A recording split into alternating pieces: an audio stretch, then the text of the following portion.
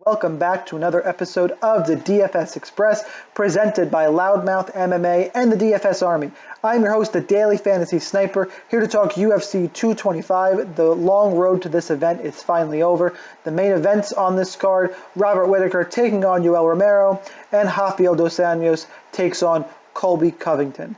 These episodes are DraftKings specific picks and plays. I'm going to roll through each fight, how I see them playing out, and then give a preferred play on the fight, which sometimes could be different. That will actually come up in this episode. Make sure you check out the sponsors I mentioned: Loudmouth MMA, great podcast network, iTunes, SoundCloud, Stitcher, wherever you listen to a podcast, you can find Loudmouth MMA. And the DFS Army I've mentioned a bunch of times. Use my code SNIPER for 10% off VIP membership. Help you with MMA, MLB, NBA, NASCAR, PGA, any daily fantasy sport, DraftKings or FanDuel. We can hook you up over there. Let's dig in to this card. Robert Whittaker, 9,100, taking on Yoel Romero at 7,100. This is a immediate rematch for Robert Whittaker. Yoel Romero won an interim title against Luke Rockhold, stepping in place of Robert Whittaker. People look at the first fight, and it's a mistake I see a bunch. Rematches very rarely, from what I've seen, go the same way as the first fight. It happens on occasion, but I think more often than not, they are different fights. I think that's what's going to happen here. A couple things with this is Robert Whittaker is coming off of a year-long layoff. He had a staph infection that put him in the hospital. Is he going to be the same? Robert Whittaker did hurt his leg in the first fight, early in the first fight, and he was a little compromised. Yoel Romero, I think, expended too much energy early. I think throughout the later stages of his MMA career, has done a better job maintaining and conserving his energy. Maybe the title fight atmosphere got to him a little bit.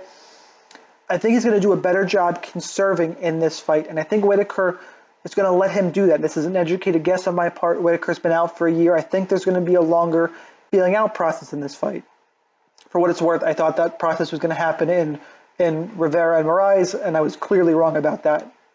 Nonetheless, I see this being a feeling out process. Yoel Romero conserving. And I think at some point, probably third round Yoel, because that's just what Yoel does, he explodes and catches Whittaker. That's an outcome I see happening. For whatever reason, I think Whittaker's going to be a little more hesitant to pull the trigger. That being said, Whittaker is the better all-around fighter. He has good takedown defense. He should have the advantage on the feet.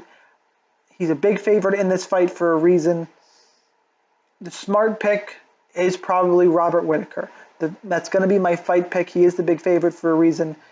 I don't think he's going to go and get a finisher, Yoel Romero. I think he maintains distance, and that's how he wins a decision here. For DraftKings, though, because I think this fight is going to go to a decision, or Romero is the one to get a stoppage, Romero will be my preferred play. At 7,100, he opens up a lot of salary. I think it's cash game viable. Because he's in play for a finish, he's obviously in play for GPPs. Yoel Romero will be my preferred play on DraftKings. My fight pick, though, I have to lean towards the safer, more conservative Robert Whittaker.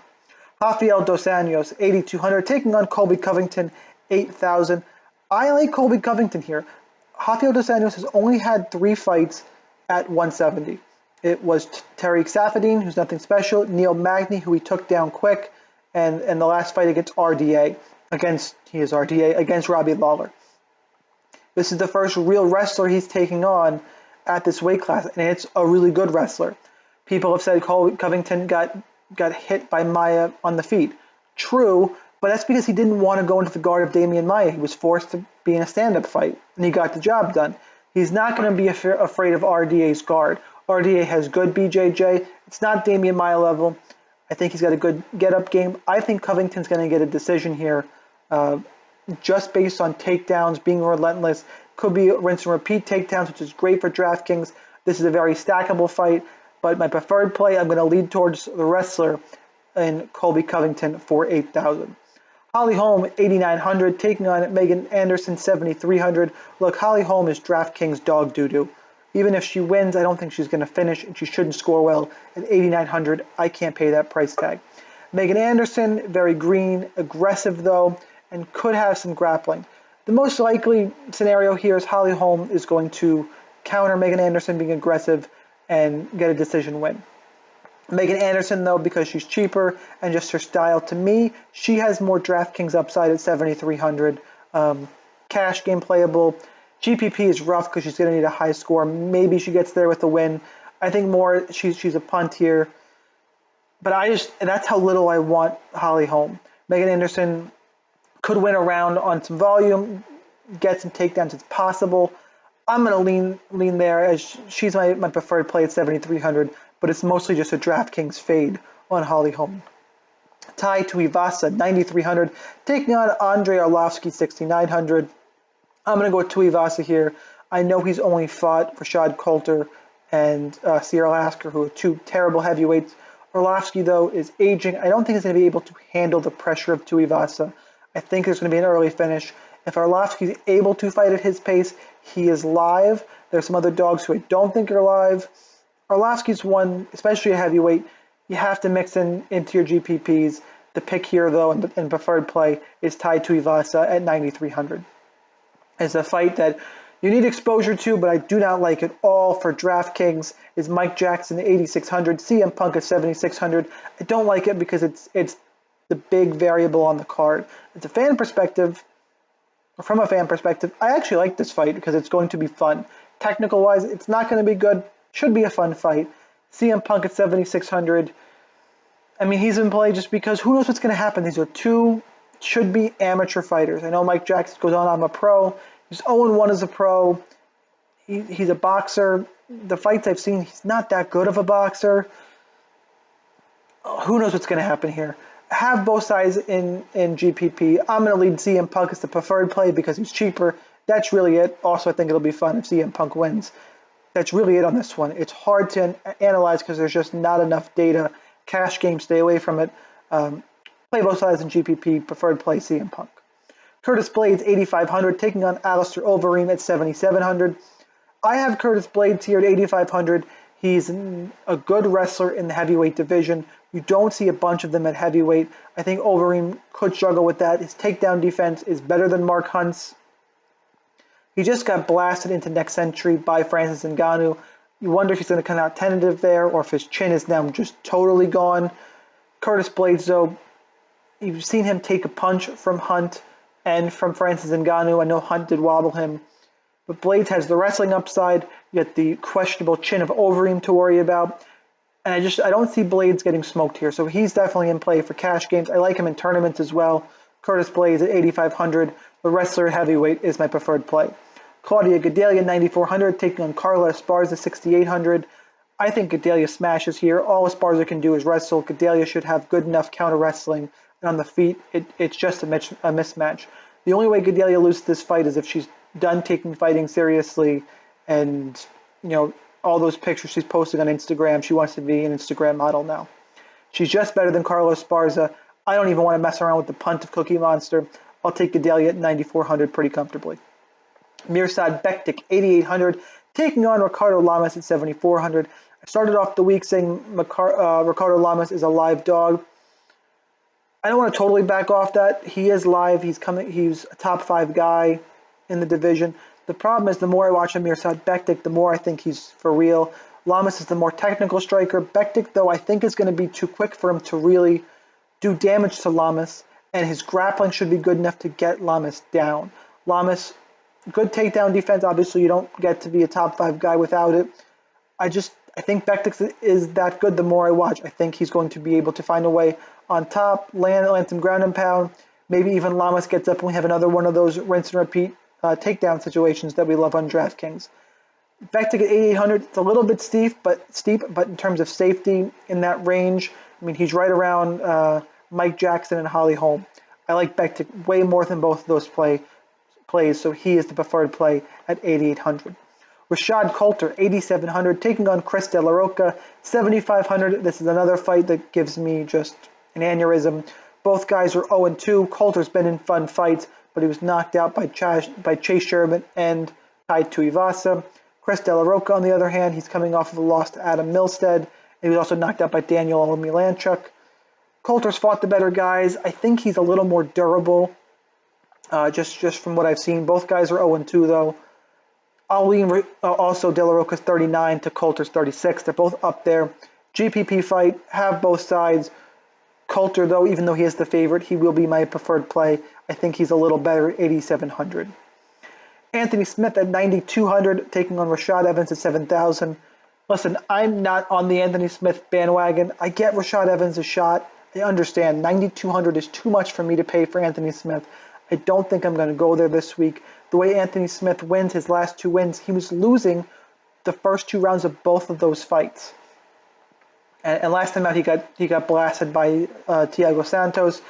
That really doesn't apply to this fight. Rashad Evans, if he can use his wrestling, I guess his live, I don't think he's going to get knocked out. I don't think Anthony Smith is going to put him away quickly. I mean, Sam Alvey didn't put him away quickly. I know Alvey's a counter striker, but that was a close fight. I don't see Smith paying off his salary here.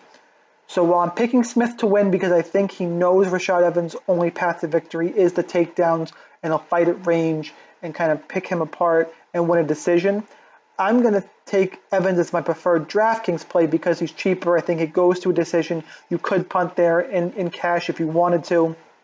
I don't think Smith pays off his salary. You're relying on Rashad Evans being totally shot. While I think he loses, I don't think he gets finished quickly. So that's my lean on that fight. Smith is the pick. Evans the better DraftKings play for salary reasons. Joseph Benavidez, 9,000, taking on Sergio Pettis, 7,200. A fight that has been absolutely buried on the Fight Pass prelims. This is a really good fight. Joseph Benavidez would be the flyweight champion if it wasn't for Mighty Mouse Johnson. Tough draw for Pettis here. I think Pettis is good. I think Benavidez is just a little better everywhere. I think he's going to use the veteran savvy. I think he's a little more technical on the feet. Pettis could have a speed advantage, but I don't think it's one that's going to pay the dividends. If it's that drastic, maybe he gets something done here. I think Benavidez would have the grappling advantage. I think Benavidez is just a little better everywhere, including the veteran savvy. He just might not be as fast, and I don't think it's enough to really make a difference here. So I'll take Joseph Benavidez at 9,000 as my preferred play. Charles Dubronx Oliveira, 8,400, taking on Clay Guida at 7,800. I think I could be in the minority in this one. I'm going to take the underdog. I'm going to take Clay Guida. Charles Oliveira is a submission specialist. I get it, and I understand that's how Clay Guida loses. He's been caught by subs numerous times. Oliveira's wins are against Will Brooks, Miles Jury, Nick Lentz. Are submission wins, and he's got a decision win over Jeremy Stevens. The problem here is that unless he catches that submission against Guida, he's going to lose. Guida's going to push the pace and eventually break Oliveira, who quits. We've seen him quit in fights numerous times, just laying his back and accept position. I think he's dead. He's dead to a sub. That's not anything I want to invest in, and I get a little bit of savings on Clay Guida. I will take Clay Guida at 7,800. I'm not sure if I trust it enough in cash. We'll see how the builds go, but he will be the preferred play. Dan Ige, 8,300, taking on Mike Santiago at 7,900. People like Santiago. He showed a lot of heart in the Magomed Sharapov fight, and then after that, he lost to Mads Burnell. Kind of a back and forth grappling match here. I think on the feet he might be better than Dan Ige, who lost to Julio Arce, who is legit. We found that out last week. If you weren't sure, and I wasn't sure, he is legit. Dan Ige looked bad in that fight. Couldn't hang on the feet and shot for just bad takedowns. Couldn't get the fight to the ground. While Santiago should have the advantage on the feet, I don't think it's as drastic here. I think it'll be a grappling match, and I think Ige's better at that. If Santiago can keep Ige off of him, I think he probably wins the fight, but I'll go with the guy who has the wrestling, also makes him better for DraftKings. If Ige wins, it's grappling based, so he's my preferred play at 8,300. So that's what I have for you guys for UFC 225. If you don't already, please follow me on Twitter at the DFS Sniper with one S. Also subscribe to my YouTube page at the DFS Sniper, Daily Fantasy Sniper, all the same name everywhere. Again, check out the sponsors I mentioned earlier. Invite me to a game on DraftKings, and my name there is Cactus Jack 2, all one word. You can get that on Twitter. Hit me up there. Good luck in your contest. I will see you next week. Enjoy the fights this week. It should be a great card.